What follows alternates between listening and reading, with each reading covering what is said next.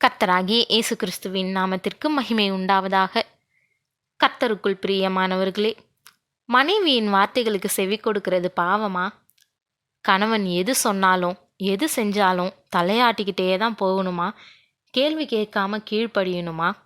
கணவன் தான் நினைக்கக்கூடிய வண்ணமாக தான் வாழணுமா? இப்படி பல கேள்விகள் நமக்கு வர்றது உண்டு. தலையாகிய கிறிஸ்துவை பற்றிக்கிட்டு சத்தியத்தில் நடக்கக்கூடிய குடும்ப தலைவனுக்கு தலைவி கீழ்ப்படியணும்னு வேதம் போதிக்குது. தலையா இல்லாமல் தருதலையாக சுற்றவங்களோட தேவனுக்கு விரோதமான போக்குக்கு கீழ்ப்படிய சொல்லி வேதம் சொல்லலை. கிறிஸ்துவ மிக சரியாக பின்பற்றக்கூடிய தலைவியின் ஆலோசனையை நிச்சயம் ஒரு தலைவன் கேட்க தான் வேணும்.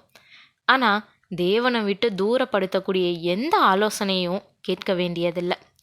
இப்படி இருக்கிறப்போ ஆபிரகாமினுடைய வாழ்க்கையில் மனைவியின் வார்த்தைக்கு செவி கொடுத்ததுனால நடந்ததை இன்னைக்கு கொஞ்சம் கவனிப்போம். சாராய் ஆபிராமை நோக்கி, நான் பிள்ளை பெறாதபடிக்கு கர்த்தர் என் கர்ப்பத்தை அடைத்திருக்கிறார், என் அடிமை பெண்ணோடே சேரும், ஒருவேளை அவளால் என் வீடு கட்டப்படும் என்றால். சாராயின் வார்த்தைக்கு ஆபிராம் செவி கொடுத்தான். அவன் ஆகாரோடே சேர்ந்தபோது அவள் கர்ப்பந்தரித்தாள். அவள் தான் கர்ப்பவதியானதை கண்டபோது தன் நாச்சியாரை அற்பமாக எண்ணினாள். அதற்கு ஆபிராம் சாராயை நோக்கி, இதோ உன் அடிமை பெண் உன் கைக்குள் இருக்கிறாள், உன் பார்வைக்கு நலமானபடி அவளுக்கு செய் என்றான். அப்பொழுது சாராய் அவளை கடினமாய் நடத்தினபடியால் அவள் அவளை விட்டு ஓடி போனாள்னு ஆதியாகமம் 16:2-4-6 வாசிக்கிறோம். தேவனுடைய வார்த்தையின்படி தன்னுடைய தேசத்தை விட்டு வந்த ஆபிராம் இப்போ மனைவியின் ஆலோசனையின்படி ஒரு காரியத்தை செய்கிறது அவனுடைய வாழ்க்கையில் ஒரு மிகப்பெரிய இன்னலை கொண்டு வரப்போகுதுன்றதை அறியாமலேயே அதை செய்கிறான். அந்த காலத்தில் அடிமையாக வாங்கப்படுறவங்களுக்கு தனிப்பட்ட விதத்தில் எந்த சுதந்திரமும் கிடையாது. அவங்க தங்களுடைய எஜமானருக்கு முழுவதுமாக ஒப்பு கொடுத்தவங்க. தாங்களாக எதையும் செய்யக்கூடிய உரிமை அவங்களுக்கு கிடையாது.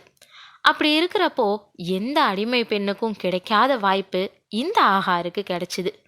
ஆபிராமுக்கு மறுமனையாட்டியாக இருக்க இந்த ஆகாரை தன்னுடைய நம்பிக்கைக்குரிய நபரா சாரால் நினச்சிருக்கணும். தன்னால் செய்ய முடியாததை தன்னுடைய அதிகாரத்துக்கு உட்பட்ட ஒரு பெண்மணியை கொண்டு நிறைவேற்றணும்னு அதுக்கு இந்த ஆகாரை பொருத்தமான நபரா சாரால் கண்டா. ஆகார் என்னுடைய விருப்பத்துக்கு நடப்பா, எனக்கு கட்டுப்பட்டு இருப்பா, என்னை மீறி எதையும் செய்ய மாட்டான்னு சாரால் முழுமையாக நம்பினான். ஆகார் கர்ப்பவதியானப்போ தன்னுடைய எஜமானியை அற்பமாக எண்ணுனான்னு நாம் பார்க்குறோம். இது எவ்வளவு பெரிய துரோகம்! இவளுடைய நடக்கையினால் சமாதானமாக இருந்த குடும்பத்தில் பெரிய குழப்பமே வந்துருச்சு. இதிலிருந்து நாம் கவனிக்க வேண்டிய முக்கியமான பாடம் ஒன்று இருக்குது. யாருக்கும் வாய்ப்பு கிடைக்கிற வரை அவங்க நல்லவங்களாவே தெரியுறாங்க. ஏழ்மையா இல்லாதவங்களா இல்லை மற்றவங்களை விட தாழ்ந்த நிலையில் இருக்கிற வரை ஒழுங்காகவும் நேர்மையாகவும் இருக்கக்கூடிய சிலர் உயர்வுக்கு வழி கிடைச்சதுமே தங்களுடைய சுயரூபத்தை காட்டிடுறாங்க. தமிழில் ஒரு பழமொழி இருக்குது, அற்பனுக்கு வாழ்வு வந்தா அர்த்தராத்திரியிலையும் குடப்பிடிப்பான்னு.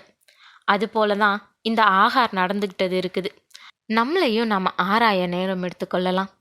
சாரால் தன்னுடைய அதிகாரத்தை பயன்படுத்தி அவளை கடினமாக நடத்தினான். இப்போ தன்னை மனைவியாக பாவிச்ச ஆபிராமும் கைவிட்ட நிலையில என்ன செய்யறதுன்னு அறியாம அவங்கள விட்டு ஓடி போகலான்னு தீர்மானிக்கிறான். மனுஷங்க எப்பயுமே தன்னால் முடிஞ்ச வர எதிர்ப்போம், இல்லைன்னா போராடுவோம், இல்லை பிரச்சனை நம்மளுடைய பலத்துக்கு மிஞ்சி இருந்தால் அந்த இடத்துல இருக்காமல் ஓடி போக முடிவெடுப்போம். இது எல்லாமே தற்காலிகமாக பிரச்சனையை நிறுத்தி வைக்குமே தவிர எப்பயும் முழுமையான தீர்வுகளை கொண்டு வராது. தேவ பிள்ளைகளே, மேற்கண்ட 2 காரியத்தையும் கவனமாக ஆராய்ஞ்சு பார்ப்போம். நமக்கு வாய்ப்பு கிடைச்சாலும் உயர்வு கிடைச்சாலும் நம்மளுடைய குணம் மாறாமல் இருக்கணும். தகுதி உயரும்போது குணமும் உயர்வாக இருக்கணும். பிரச்சனை வரும்பொழுது எதிர்க்கிறதும் இல்லை ஓடி போகிறதும் வாடிக்கையாக இல்லாமல் தேவனை சார்ந்து கொள்ளவும் அவர் தீர்வு கொடுக்கிற வரை காத்திருக்கவும் நம்ம கற்றுக்கொள்ளலாம். தேவன் தாமே கிருபையும் தயையும் செய்வாராக. ஆமேன்.